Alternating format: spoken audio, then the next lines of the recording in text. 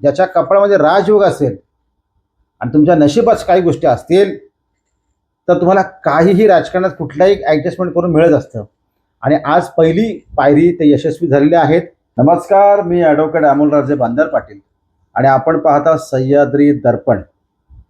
खरं तर काल शिवसेनेचा मेळावा पार पडला आणि हा मेळावा पार पडत असताना आचकरगाव जिल्हा परिषद मधील मिरकुटवाडी या ठिकाणी म्हणजे जो पाली खोपरी रस्ता आहे त्या ठिकाणी हा मेळावा पार पडलाय. म्हणजे मतदारसंघ तसं पाहायला गेलं तर आचकरगाव जिल्हा परिषद मतदारसंघ, परंतु पक्षप्रवेश ज्यांचा झाला आहे ते ज्ञानेश्वर भाऊ गायकवाड हे आहेत सावरळी जिल्हा परिषद मतदारसंघातले. ज्ञानेश्वर भाऊ गायकवाड यांना आचकरगाव जिल्हा परिषद मधील मेळाव्यामध्ये यावं लागलं आणि आपला पक्षप्रवेश करावा लागला. अतिशय मोठा हा पक्षप्रवेश झालेला आहे आणि ज्ञानेश्वर गायकवाड यांचा हा पक्षप्रवेश झाल्यानंतर त्याला प्रत्युत्तर म्हणून आमदारांनी जे काही प्रमुख पाहुणे या उपस्थितीत जे भाषण केलं त्या भाषणामध्ये ज्ञानेश्वर गायकवाड यांची, गायकवाड कुटुंबाची, ज्ञानेश्वर गायकवाड यांची व्यक्तिशा आणि त्याला मानणारा जो वर्ग आहे, जे जे समर्थकांनी काल पक्षप्रवेश केला या सगळ्यांना आमदारांनी खुश करून टाकलं. आणि आगामी होऊ घातलेल्या जिल्हा परिषद निवडणुकीच्या पार्श्वभूमीवर ज्ञानेश्वर गायकवाड सावरळी जिल्हा परिषदमधून शिवसेनेच्या धनुष्यबाणाच्या चिन्हावर उमेदवार असतील याची घोषणा जणू केली आणि त्यांना सिग्नल दिला, घोषणा केली, अनौपचारिक सांगितलं काम सगळं म्हणजे काल खुश ज्ञानेश्वर गायकवाड खुश करून टाकलं. आणि ज्ञानेश्वर गायकवाड यांच्या पक्षप्रवेशामुळे कालच्या शिवसेनेच्या मेळाव्याला चार चांद लागले. खऱ्या अर्थाने ज्ञानेश्वर गायकवाड यांचा पक्षप्रवेश झाला नसता काल तर फक्त हा मेळावा पार पडला असता कार्यकर्त्यांचा, परंतु ज्ञानेश्वर गायकवाड यांच्यासारखा एक तगडा चेहरा आणि तितकाच कणखर असं हे नेतृत्व जे मधल्या काळात राष्ट्रवादीमध्ये होतं, मधल्या काही महिने ते म्हणजे विधानसभेनंतर गेली वर्षभर ते शांत होते, राष्ट्रवादीमध्ये डिॲक्टिव्ह झाले, ते सक्रिय नव्हते आणि त्यांच्या सुदैवाने सावरळी जिल्हा परिषद मतदारसंघ हा सर्वसाधारण गटासाठी राखीव झाल्याने आपण लढलं पाहिजे आणि त्यांनी चाचपणी केली आणि अखेर त्यांना शिवसेनेसारख्या एका मोठ्या पक्षाची संधी, की खरं तर तिकीट पक्षामध्ये तिकिटासाठी खूप रस्सीकेस असते, मिळत नाही. आणि काय योग म्हणतो ना, ज्याच्या कपाळामध्ये राजयोग असेल आणि तुमच्या नशिबाच काही गोष्टी असतील तर तुम्हाला काहीही राजकारणात कुठलाही ॲडजस्टमेंट करून मिळत असतं. आणि आज पहिली पायरी ते यशस्वी झालेले आहेत. ज्ञानेश्वर गायकवाड यांना काल ज्ञानेश्वर गायकवाड पक्षात आले काय आणि त्यांना तिकीट मिळतो काय ही त्यांच्या दृष्टीने आनंदाचीच बाब म्हणावी लागेल. आणि दुसरीकडे शिवसेनेला तसा तेवढा तगडा, तेवढा ताकदीचा, तेवढा मोठा म्हणजे काही नेते आहेत, गोविंद बनमरे हे तेवढे मोठे आहेत, परंतु तात्या म्हणजे गोविंद बनमरे यांची जिल्हा परिषद लढण्याची मानसिकता किती आहे हे सगळं बघावं लागेल. परंतु आता तो काय मी त्या विषयावर काय फार भाष्य करत नाही, पलीकडे सरकत नाही, परंतु ज्ञानेश्वर गायकवाड यांना मात्र त्यांची मनीषा, इच्छा आकांक्षा पूर्ण झालेली आहे. आणि त्यांनी देखील आमदारांकडे स्पष्ट ह्यावेळी सांगितलं होतं की मी लढायला तयार आहे, कारण शिवसेनेकडे तसा फार मोठा कोण उमेदवार सुरेश पाटील जे राष्ट्रवादीचे इच्छुक उमेदवार आहेत त्यांच्या तुल्यबल तेवढा ताकदीचा उमेदवार शिवसेनेकडे नव्हता, तो ज्ञानेश्वर गायकवाड यांच्या रूपाने मिळालेला आहे. आणि ज्ञानेश्वर गायकवाड यांच्या कालच्या पक्षप्रवेशानंतर शिवसेनेमध्ये नवचैतन्य प्राप्त झालेलं आहे, शिवसेनेला एक ऊर्जा मिळालेली आहे. आणि शिवसेनेच्या दोन्ही पंचायत समितीमधील म्हणजे सावरळी पंचायत समिती असेल किंवा खालची पंचायत समिती असेल, या दोन्ही पंचायत समितीमधील शिवसेना शिंदे गटाच्या कार्यकर्त्यांमध्ये आता उत्साह आहे. आणि ज्ञानेश्वर गायकवाड हे पहिल्यापासून मितभाषी आहेत, कुठेही ते आक्रस्थळेपणा करत नाही, आगावगिरी करत नाही, चमकोगिरी करत नाही, मला पुढे घ्या. कालचा तुम्ही पक्षप्रवेश बघा, ज्ञानेश्वर गायकवाड हे आमदारच्या जवळ होते, थोडेसे मागे होते, परंतु त्यांनी कुठे असा कोपरा ढकलून मला पुढे घ्या, मी दिसलो पाहिजे असा काय त्यांचा स्वभाव त्यांचा नाही आहे. ते पहिल्यापासून शांत आहेत, संयमी आहेत आणि म्हणून त्यांनी उद्योग क्षेत्रामध्ये देखील उत्तुंग अशी भरारी घेतली आहे. आणि मोठं कुटुंब आहे, गायकवाड कुटुंब मोठं आहे. राजू गायकवाड हे खोपोलीमध्ये स्थिर स्थावर झालेले आहेत, त्यांच्या पत्नी आता नगरसेवक झालेले आहेत, त्यांचे चिरंजीव तुषार हे आता सरपंच आहेत आणि सगळी त्यांची मंडळी. म्हणून म्हटलं ना की त्यांच्या समाजामध्ये त्यांना मानणारा देखील एक मोठा वर्ग आहे, कारण तसं म्हटलं तर कायमस्वरूपी मदत करणारा, गोरगरीब जनतेला मदत करणारा. बघा, कालच्या पक्षप्रवेशाला ज्ञानेश्वर गायकवाड यांचीच माणसं जास्त होती असं म्हणलं तर वावगं ठरणार नाही. कारण एक मोठा ताफा त्यांच्यासोबत काल आला होता. आज आज आज आदिवासी समाज लोक असतील, त्यांच्या सगळ्या त्यांचे जवळचे सगळे कार्यकर्ते होते, समर्थक होते, आणि त्यांच्या गावातली लोक होती, त्यांच्या ग्रामपंचायतमध्ये असलेले सदस्य मंडळी होती, हे सगळी मंडळी उपस्थित होती. म्हणून म्हणणं काय ना, ज्ञानेश्वर गायकवाड यांचा पक्षप्रवेश जे आपण गेली काही दिवस म्हणत होतो कधी होतोय, आणि आपण बऱ्याच शक्यता वर्तवल्या होत्या, त्या दृष्टीने तो पक्षप्रवेश झाला. आणि त्यांच्या पक्षप्रवेशामुळेच मोठी शिवसेनेच्या मेळाव्याची चर्चा देखील झाली, आणि ती होणारच होती. आणि चला, आजकाल जिल्हा परिषदेमध्ये अजून शिवसेनेला तसा उमेदवार मिळाला नाही, तशी कुठलीच घोषणा काल आमदारांनी केली नाही.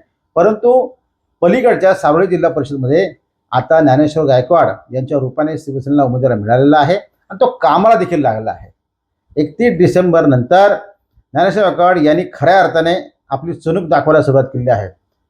31 डिसेंबरच्या त्या दिवशी त्यांनी आपली चुणूक दाखवलीच, परंतु त्याच्यानंतर आज मी बोलतोय, आज 12 तारीख आहे, आजच्या तारखेपर्यंत त्यांनी प्रचंड मेहनत घ्यायला सुरुवात केली आहे, आणि ते कामाला देखील लागले. गाठी भेटी सगळ्या सुरू आहेत.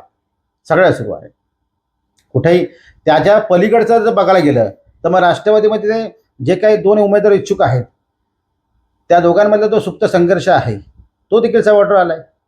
मग उलटं झालं, एकीकडे आतकरगाव जिल्हा परिषदमध्ये राष्ट्रवादीचे उमेदवार डिक्लेअर झाले, ते कामाला लागले. तिकडे शिवसेनेला उमेदवार मिळत नव्हतं. भाई शिंदेच्या रूपाने एकच पंचायत समिती उमेदवार मिळालं, पण इकडे मात्र पलीकडच्या पंचायत समितीमध्ये म्हणजे सारोळी पंचायत समितीसाठी शिवसेनेला उमेदवार नव्हता. परंतु आमदार किती हुशार आहेत, म्हणून म्हटलं आमदार खूप हुशार आहेत. तुम्ही समजून घेता माझ्या वाक्याचा फ्रेमचा अर्थ, की आमदारांनी अखेर एक जिल्हा परिषदसाठी आपला उमेदवार जाहीर करून टाकला आहे. मग राष्ट्रवादी इतकी स्वतःला मोठी समजते, तर मग अजून त्यांचं भिस्त कोंबडंच आहे. त्या दोघांमधला जे काय हा लढणार की तो लढणार, याच्यावर अजून प्रश्नचिन्हच आहे. सुरेश पाटील की संतोष बोलमारे, ह्यापैकी दोघांपैकी लढणार कोण? त्याच्यामुळे तो पक्षाच्या पातळीवरचा जरी विषय असला तरी निवडणुका कुठल्या क्षणी लागतील, आणि मग आयत्या वेळी सगळ्या गोष्टी होत नाही. म्हणून ज्ञानेश्वर गायकवाड यांना एक संधी मिळालेली आहे, आणि पहिल्या प्राथमिक फेरीत ज्ञानेश्वर गायकवाड यांनी पक्षप्रवेश करून आपल्या आगामी होऊ घातलेल्या निवडणुकीची चुणूक दाखवलेली आहे. म्हणून म्हटलं ना, की ते आता ससा आणि कासवाची आपण शर्यतीची गोष्ट सगळ्यांनी ऐकली असेल. म्हणून म्हटलं की ज्ञानेश्वर गायकवाड हे ससा नाहीत तर कासव आहेत. अगदी हळुवारपणे ते चालले आणि शर्यत जिंकली, म्हणजे पक्षप्रवेशाची. आता आजच्या घडीला जर सारोळी जिल्हा परिषदेच्या बाबतीत बोलायला गेलं तर कुठले उमेदवार डिक्लेअर आहेत? एकमेव ज्ञानेश्वर गायकवाड हेच डिक्लेअर आहेत. लोकांच्या मध्ये प्रत्येक घराघरामध्ये कोण गेलंय तर ज्ञानेश्वर गायकवाड यांचा चेहरा गेलेला आहे. ते शिवसेनेचे अधिकृत उमेदवार असतील. हाच मेसेज, हाच संदेश गेलेला आहे. मग राष्ट्रवादीचा कुठला संदेश गेलाय? तर राष्ट्रवादीचा हा संदेश गेलाय संतोष बोलमारे की सुरेश पाटील. म्हणजे हे भिस्त घोंगडं आतकरगाव जिल्हा परिषद सोडलं म्हणजे ते तिथलं कोडे सुटलं, त्यांचं फार 3-4 महिन्यापूर्वी सुटलंय. तिथल्या उमेदवारांमध्ये काय एकदम प्रॉपर ते लोक काम करतात. मग इकडे काय अडचण आहे राष्ट्रवादीला? त्यांचं कोडा अजून सुटत नाही. माझी आजच्या या व्हिडिओच्या माध्यमातून तटकरे साहेब किंवा संबंधित वरिष्ठ सगळेच असतील राष्ट्रीय पक्षाचे, तर तुम्हीही हाही गफलतपणा करू नका. शेवटी निवडणुका आहेत, तयारी ही अगोदरपासून करावी लागते, आणि तुम्ही तयारी करताय. सुरेश पाटील हे देखील तयारी करतायत, संतोष बोलमारे हे यांची देखील तयारी सुरू आहे. आपापल्याप्रमाणे ते सगळ्या गाठी भेटी काय त्यांची रसद पूर्वाची सगळ्या गोष्टी ते करतात. पण शेवटी कसं असतं की अधिकृत ते अधिकृत. आता ज्ञानेश्वर गायकवाड हे अधिकृत झालेले आहेत, त्याच्यामुळे त्यांचा रस्ता, त्यांचा वे, त्यांचा मार्ग मोकळा झालेला आहे. मग त्याच्या अगदी उलटी परिस्थिती राष्ट्रवादीमध्ये आहे. तर राष्ट्रवादीमधली ही परिस्थिती बिलकुल चांगली नाही आहे. पक्षाच्या वरिष्ठांनी याची दखल घेतली पाहिजे, आणि त्यांचा देखील ते कोडं ते मिटवला पाहिजे. जे काय आहे ते कोणाला एकाला उमेदवारी देऊन मोकळं करा, सिग्नल द्या, तो बिचारा काम करेल. कारण काय, आता समोरच्या पक्षामधला म्हणजे शिवसेनेमधला उमेदवार डिक्लेअर झालेला आहे. मग तुम्ही देखील डिक्लेअर करा. राष्ट्रवादीने याची काळजी घेणे गरजेचं आहे. असो तर राष्ट्रवादीचा अंतर्गत विषय आहे. पण ज्ञानेश्वर गायकवाड तुम्ही पक्षप्रवेश करून एक चांगलं वातावरण शिवसेनेसाठी तयार केलं, आणि खरं तुमच्यासारखा एक चांगला म्हणजे काम करणारा नेता आज शिवसेनेला मिळाले नाही. शिवसेना ची ताकद वाढलेली आहे, आमदारांचं देखील बळ वाढलेलं आहे आणि त्यांनी त्यांच्या भाषणामध्ये बऱ्याच गोष्टी सांगितल्यात. मी तरुणांसाठी काय करणार आहे, महिलांसाठी काय करणार आहे, सगळा रोजगार हा त्यांचा प्रमुख विषय आहे. कारण कारखानदारीमधल्या अनेक उद्योगपतींशी ज्ञानेश्वर गायकवाड यांचे महत्त्वाचे संबंध आहेत. त्यांनी कालच्या भाषणामध्ये महिलांच्या पॅकेजिंग उद्योगावर, उद्योग जो आहे पॅकेजिंग उद्योग, त्याच्यावर त्यांनी भाष्य केलं आणि जे डीमार्ट आहे त्याचे जे मालक आहेत दमानिया, त्यांच्यावर देखील त्यांनी बैठक केली आहे. म्हणजे माझं म्हणणं काय माहिती का, ज्ञानेश्वर गायकवाड हा वरवर तरी शांत मितभाषी दिसणारा चेहरा जरी असला तरी ज्ञानेश्वर गायकवाड यांचे कॉन्टॅक्ट्स प्रचंड आहेत आणि हा आजचे कॉन्टॅक्ट्स नाही आहेत. तर कायमस्वरूपी हा माणूस उद्योग क्षेत्राच्या वेगवेगळ्या डायरेक्टर्स पातळीवर, मालकांच्या पातळीवर हा कायमस्वरूपी एक सौहार्दाचे संबंध जपून असलेला नेता आहे. कारखानदारी आली पाहिजे, जपली पाहिजे, वाढली पाहिजे आणि आपल्या स्थानिकांना रोजगार देखील मिळाला पाहिजे, हा एकमेव उद्देश. ठीक आहे, त्यातून त्यांची भरभराटी होईल, परंतु आपल्या गावातल्या लोकांची, परिसरातल्या लोकांची आणि इथल्या तरुणांची, इथल्या स्थानिकांची उद्योगाच्या मार्फत भरभराटी व्हायला पाहिजे, असं त्यांचं एक एकंदरीत कालच्या बोलण्यातून, त्याच्या भाषणातून विजन दिसतंय. थोडक्यात त्यांनी भाषण केलं, परंतु ते मार्मिक आहे आणि मुद्देसूद होतं आणि अतिशय त्यांनी प्रामुख्याने काही चांगले मुद्दे त्यांनी मांडलेले आहेत. ज्ञानेश्वर गायकवाड, तुमच्या नव्या इनिंगला माझ्याकडून खूप साऱ्या शुभेच्छा आणि शिवसेना देखील शुभेच्छा आहेत.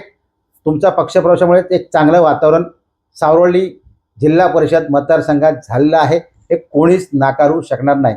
फक्त एकच खंत होती की कार्यक्रम ज्ञानेश्वर गायकवाड पुढच्या वेळी लवकरच तुम्ही तुमच्या सावरवली जिल्हा परिषद मतदारसंघात कार्यक्रम घ्यावा अशी विनंती आहे. ती तुम्ही मान्य देखील कराल आणि तो कार्यक्रम आम्हाला सगळ्यांना बघायला मिळेल अशी देखील अपेक्षा व्यक्त करतो. तोपर्यंत थांबूया. धन्यवाद. थँक्यू.